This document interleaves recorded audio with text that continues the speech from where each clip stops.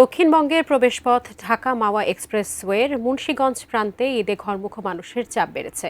বৃহস্পতিবার রাত থেকে স্বাভাবিক সময়ের চেয়ে কিছুটা বেশি যানবাহন চলাচল করলেও সকাল থেকেই মোটরসাইকেলের একটু চাপ বেশি রয়েছে।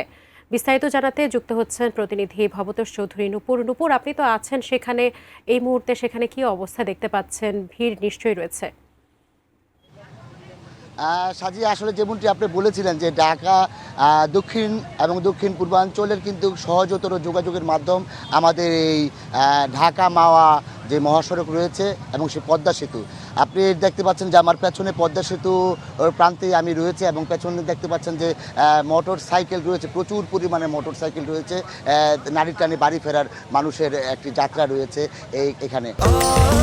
স্বাস্থ্যকর অল টাইম ফ্যামিলি কেক, সব সময় অল টাইম হেলদি লাইফ। পাশাপাশি আমরা দেখতে পেরেছি যে এখানে যে যাত্রীবাহী বাসগুলো রয়েছে সেই বাসগুলো অনেক বাস, আমরা সকাল থেকে এসে দেখেছি অনেক বাস পারাপার হয়েছে। তো আমি কিছুক্ষণ আগে একটু খবর নিয়েছি যে জানতে চেয়েছিলাম যে আসলে কীরকম মোটর সাইকেল সকাল থেকে এখন পর্যন্ত পারাপার হয়েছে। তো এখানে দুটা কাউন্টার করা হয়েছে।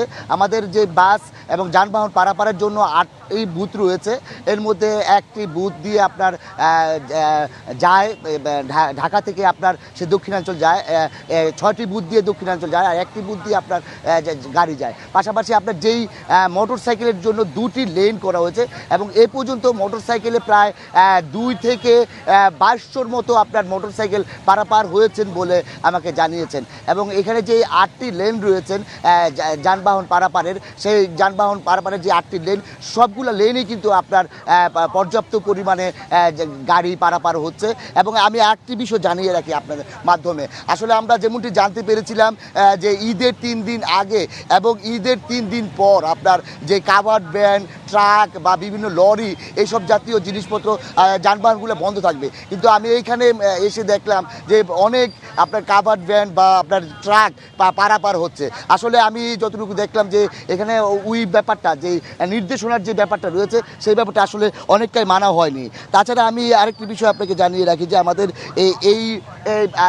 এই যে আমরা যখন আসলাম, তো ঢাকা মাওয়া যে মহাসড়ক রয়েছে সেই মহাসড়ক দিয়ে আমরা এসেছি। আমরা আসার সময় ওরকম যানজট বা মহাসড়কে ওরকম যানজট দেখিনি, কিন্তু আপনার যেই আমাদের টোল প্লাজাটা আছে, আপনার টোল প্লাজাতে আমরা একটু চাপ দেখেছি গাড়ির, এখনও সেই চাপটি রয়েছে। আসলে আমাকে তাই কর্তৃপক্ষ জানিয়েছেন যে একটি গাড়িকে পার করতে 10 থেকে 15 সেকেন্ড সময় লাগে, তো সেই সময়টুকুই জন্য এইখানে চাপটা দেখা যায়। আসলে এই ছিল আমার কাছে মাওয়া প্রান্তের পদ্মা সেতু টোল প্লাজা থেকে সর্বশেষ।